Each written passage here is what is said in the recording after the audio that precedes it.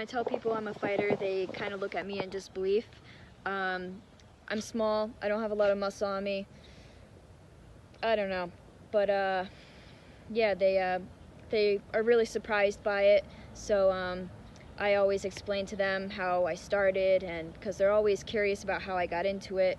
For someone, you know, petite, kind of small like me, why would that interest you? But yeah, so they're usually really surprised. So how I got into MMA is every Friday or Saturday night I'd be watching the UFC fights with my dad. It was basically our thing to do on those nights. So that night Ronda Rousey was fighting, and I told him I wanted to be like her one day. And he told me if I did 30 arm curls each night that he would sign me up. So I did it, and of course he kept his promise. And I went in, I did my free trial. I absolutely fell in love. I signed up when I was 13, and here I am at 19, still going strong. The sport's made me an overall better person. It's made me appreciate things in life a lot more.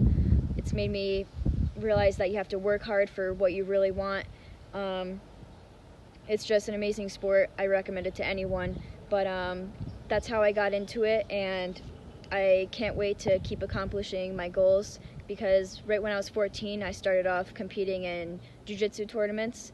I was in the teen division, and then right when I turned 16, I was right in the adult division, but I'm still going strong, and I can't wait for everything that is coming for me. I wouldn't say I was in a street fight. I got into a little fight in high school. There was this kid, I'm not going to mention his name, he was harassing me, texting me saying he was going to beat me up, and then he was following me in the hallways, and he was 2 or 3 years older than me. He actually came into my Spanish class, and he kind of shoved my shoulder, so I shoved him back, and he kind of turned his back towards me, and he was shorter than me, a little shorter than me. I put him in a rear naked choke, and I honestly didn't realize I was squeezing, but when I let go, he was unconscious. It was self-defense. I mean, it just happened. It wasn't really intentional, but it wasn't intentional that I put him unconscious, but yeah, so that's the only kind of street fight thingy that I've ever gotten into. I try to not get into those type of situations. If I ever am in that situation, I'm just gonna, you know, back off. Don't want to get into any trouble or anything like that. But yeah, so that was a whole thing, but everything got resolved. We're all good now, but yeah.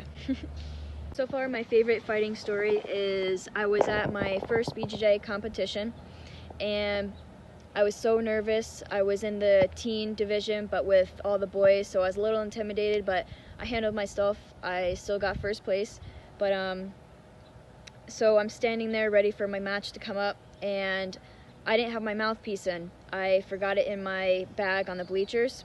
So right next to me was a spare mouthpiece, just someone left it there, forgot it there, and my coach is like, put that mouthpiece in. So I go to grab it, and I'm this close to putting it in my mouth, and he's like, no, stop. But I didn't even realize, like, it wasn't mine. I was in full mode, listen to whatever he says, because I always listen when I'm competing or fighting to my coaches. I always hear them, but I was so nervous about how my match was gonna go that I listened to whatever he said, but I'm glad he stopped me before I put it all the way in my mouth, because that would have been very gross. But that's my favorite story so far. Other than my fighting and training career, I dog sit for a defense lawyer. He's an amazing guy, Harley Bright. I recommend him to anybody that needs help with anything like that. But so I work 5 to 6 days a week for him, and whenever I get some free time, I like to go hiking, to the beach. I always like to stay active. Sometimes I'll have a lazy day, not gonna lie, just laying in bed. Oh, here he is right now. So the inspiration behind my tattoos is my sunflower represents positivity. My Buddha represents success and achievements, and I have little cherry blossoms right here. It goes to show that you can always have a fresh start, like renewal. I'm later on getting a flower on my butt cheek, and then down I'm doing a lion, and in the lion is going to be a girl. Lions represent strength and power, and I'm doing the girl in the middle to kind of show like that's me, you know, in that. So altogether I resemble it to my fighting career. It's made me positive, a better person. You can always have a fresh start. Training day doesn't go good, you always got a new day tomorrow. So here it is right here, and then I got the sunflower all up here. But I love what Junior Hernandez is doing for me. He's a great artist in Allentown, PA. If you ever want anything, message me. I can give you the information to reach out to them. But yeah, that's what my tattoo symbolizes. I'm eventually going to keep going down my leg, and I'm very, very, very excited. I go back July 1st to get the lion with the girl and the flower. So I'm really looking forward to that. I was supposed to be fighting in March. Sadly, it got canceled, but I'm hoping I can get that fight again once things get completely back to normal. I'm hoping at least by the fall. That'll give me enough time to get ready, and I hope everything's open by then so I can get that fight against Sandra Chang.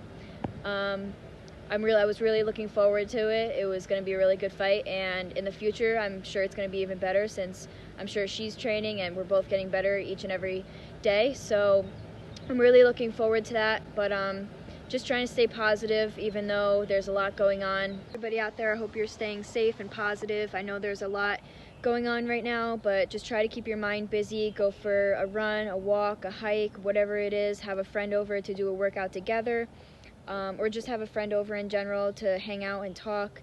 Just keep your mind off everything going on. And MMA Digest, thank you so much for having me.